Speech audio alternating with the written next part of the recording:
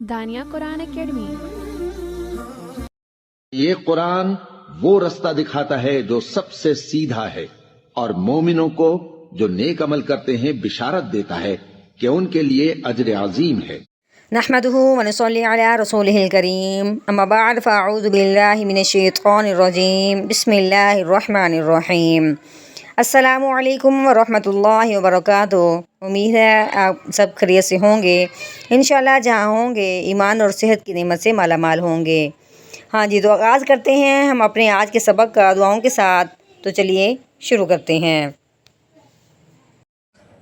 اللہم صلی علی سیدنا و مولانا محمد وعلی آل سیدنا وعلی آل سیدنا و مولانا محمد وبارک وسلم۔ رب اشرح لی صدری ویسر لی امری واحلل عقدۃ من لسانی یفقہوا قولی۔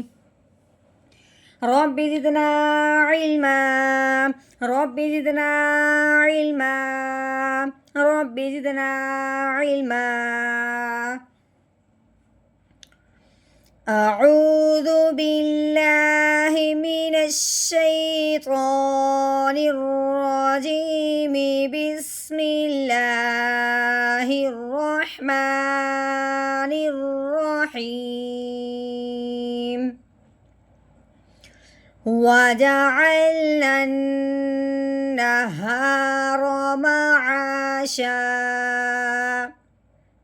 واجہ، واؤ کے اوپر شد بھی ہے، واؤ کے اوپر زبر بھی ہے، اور یہ آیت کا پہلا حرف ہے۔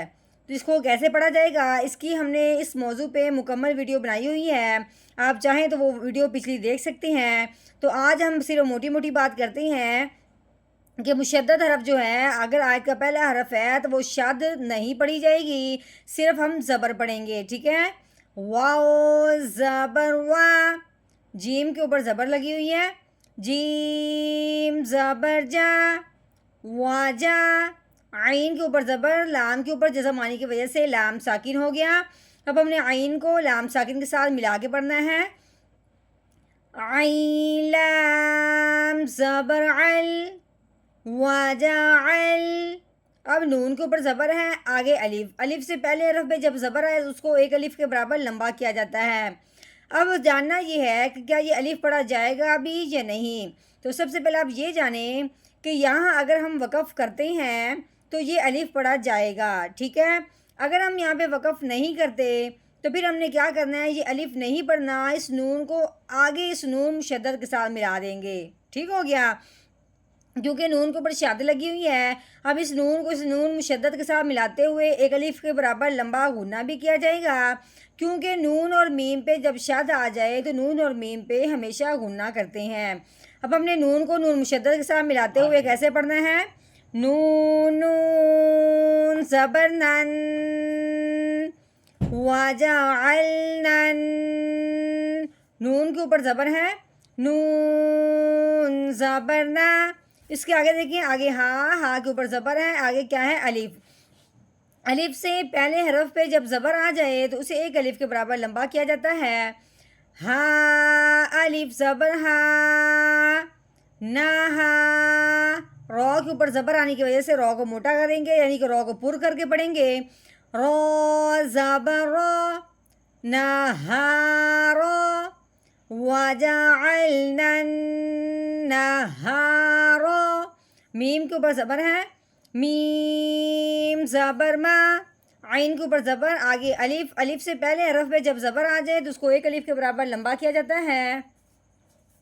عین الف زبر آ، ما آ، شین کے اوپر تنوین ہے، آگے جو الف ہے یہ نہیں پڑھا جائے گا، کیونکہ تنوین کی صورت میں الف لکھا جاتا ہے، پڑھا نہیں جاتا۔ شین دو زبر شن، معاشن۔ اب وقف کی صورت میں اب ہم نے کیا کرنا ہے، اس جو تنوین ہے دو زبر ہیں، ایک زبر کو گرا دیں گے، پیچھے رہ جائے گی ایک زبر۔ اب اس ایک زبر کے ساتھ اب یہ الف پڑھا جائے گا۔ وقف کی صورت میں ایک زبر کو گرائیں گے، ایک زبر الف کے ساتھ پڑھی جائے گی، پھر اس پہ مد کا قاعدہ جاری ہو جائے گا کہ الف سے پہلے حرف پہ جب زبر آ جائے تو اسے ایک الف کے برابر لمبا کرتے ہیں۔ آگے وقف معاشا، وَجَعَلْنَا النَّهَارَ مَعَاشًا۔